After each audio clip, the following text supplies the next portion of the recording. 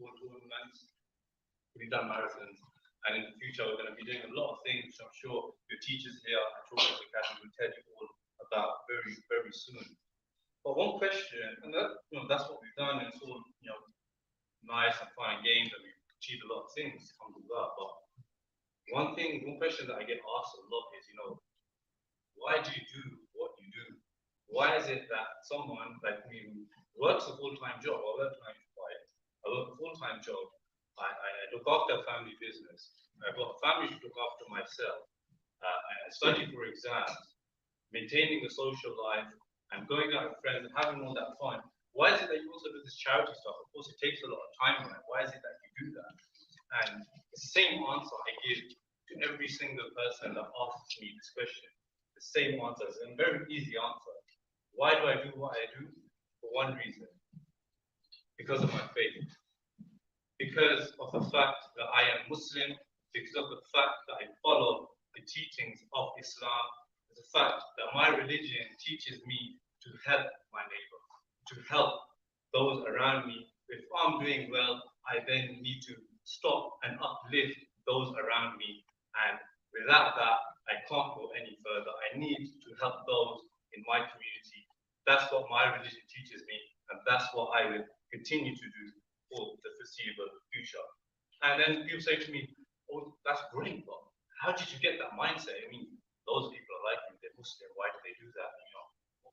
Not all of them do that, why do you do that? And my answer really is, coming towards your age, I was around 15, 16, or a lot of you will know, throughout your childhood, throughout the years, your parents will put you through mosque and things like that. And I got to a certain point in my life, around 15, 16 years old, and I thought to myself, look, although I've been going to mosque all my life and, learning about my religion, at a certain point in my life, I needed to kind of have that submission myself. I needed to really go away and soak in all the teachings of my religion myself. And that's what I done. I went away, I read, I spoke to people who were educated, I went around different classes and I spoke to loads of different people. And while I was doing that, while I was studying about my religion, it was probably the character of one man that changed my outlook on life forever.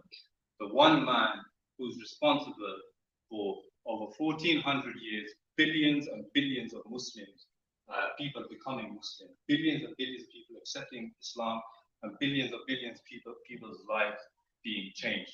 And it's because of that one man, my outlook on life changed, and that is the Prophet Muhammad sallallahu alayhi wa sallam. And it's because of that man. And I'm not going to stand here and kind of talk about, stories of the Prophet and biographies of him, sallallahu alayhi wa sallam. For those that don't know, sallallahu alayhi wa sallam means peace be upon him. But that's not why I'm here. I'm not here to kind of give you a lesson about his life. But as I was studying, one thing that I did take throughout different stories, one common theme that occurred throughout all of the stories that I read about and I've been told about is, no matter what point in his life that he was at, he was a man on a mission. He had something that he wanted to achieve. He had a goal that he wanted to achieve, and he set out, and at all costs, he went out and he achieved that. And then at that point, I thought to myself, what is my focus? What is my goal? What am I really trying to achieve in life? What am I doing that the Prophet sallallahu alaihi wasallam done? How am I going to live up to what he done? And I'll ask the same question to yourselves. What is your goal? What is your vision? What is your focus? If you don't have one, create one. And when you have one, create a system around it. How are you going to achieve that? And I'm not saying you have to change the world. I'm not saying you have to do something amazing. Some of you have exams coming up. How are you going to revise? Have you got a plan in place? Have you got something to help you get further in life? And then the final thing I'll kind of touch upon is one of the most important things that you kind of know, all of you that are Muslims one final thing that I touch on is the most important thing in Islam is prayer, is the salah. And one thing that I do a lot is pray, and I just find it very, very interesting and very intriguing that whenever someone asks me, what is the key to your success? And when you translate the call to prayer that is read 5 times a day, one of the verses of that is Hayya ala al-falah, حي على الفلاح. Twice, come to success, come to success. And that is the key to my success. It is my prayer, it is my connection to my faith. And I pray that you all are successful in this life and the hereafter. Assalamu alaikum wa rahmatullahi.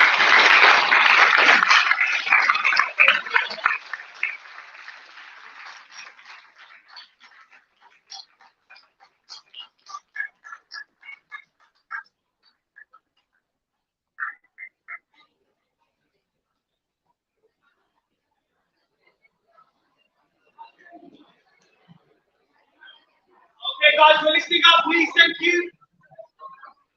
Thank you, everybody. We are going to make our way downstairs now, very shortly, because thank you. We are going to make our way downstairs very shortly. We are going to now break our fast in the refectory area. So very shortly, you are going to be dismissed. We're going to ask you to go down to the main hall area, the main refectory area.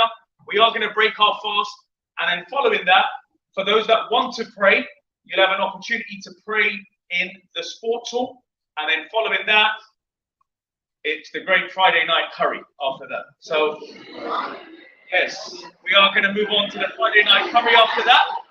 So, can I ask this side of the room?